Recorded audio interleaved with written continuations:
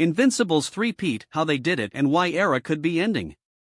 Oval Invincibles are inevitable in the 100. For 3 years running, not only have they won the men's title, they have dominated. Just too good once again, was former England captain Michael Vaughan's assessment on BBC Two. They have all the skill sets required. With coach Tom Moody at the helm, this side has been expertly built, with next to no weaknesses and a whole host of strengths. They arguably lack the out-and-out star names of some teams, but, as a collective, they look a match for any side in franchise cricket, certainly outside of the Indian Premier League.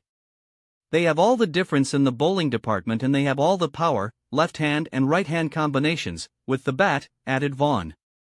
They have also got the news. They are brilliantly led by Sam Billings. Keeping a core together.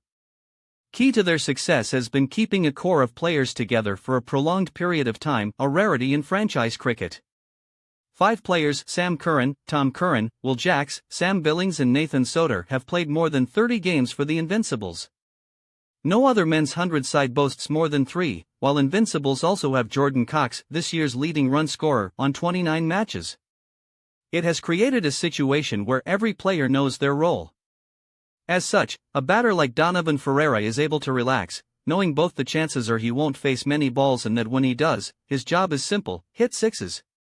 The South African smashed 18 of them from just 77 balls for Invincibles this summer, giving him a tournament-high strike rate of 235.06, so it's working.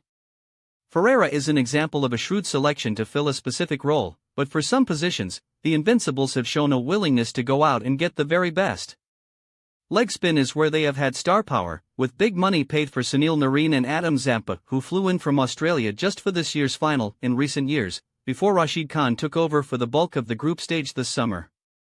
With unsung hero Soter as the second leggy in the side, in 2025 they bowled 270 balls of leg spin, 110 more than anyone else, and it paid off, bringing them a combined 22 wickets at 16.31. Left-arm seam bowlers have also been crucial to a varied attack, with Sam Curran joined by Jason Behrendorff this year. After Spencer Johnson's stints the 2 previous years, all 3 have contributed to the Invincibles' 33 power play wickets since 2023. Prior to the final, not only did they have the second lowest runs per ball conceded at the death in the past 3 years, they also took a wicket every 7.3 deliveries, comfortably the best of any side.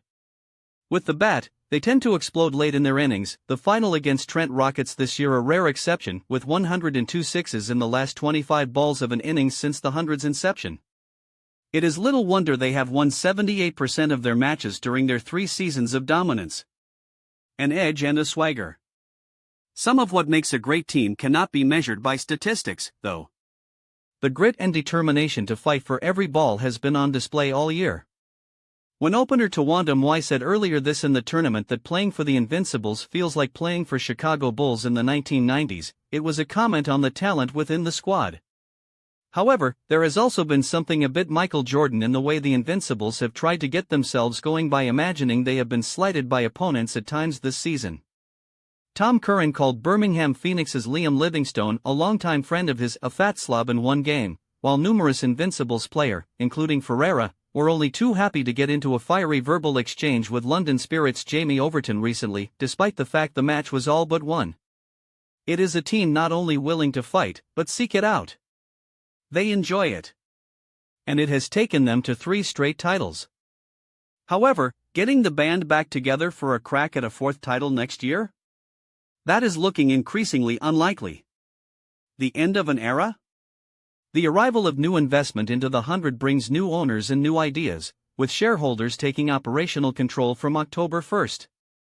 Reports suggest this could even be the last year of the 100-ball format, external with the 2026 edition becoming a T20 event to match other worldwide franchise leagues. The England and Wales Cricket Board's broadcast deal with Sky finishes at the end of the 2028 season, but the tournament looks set for a reboot before then, and that may well include the squads.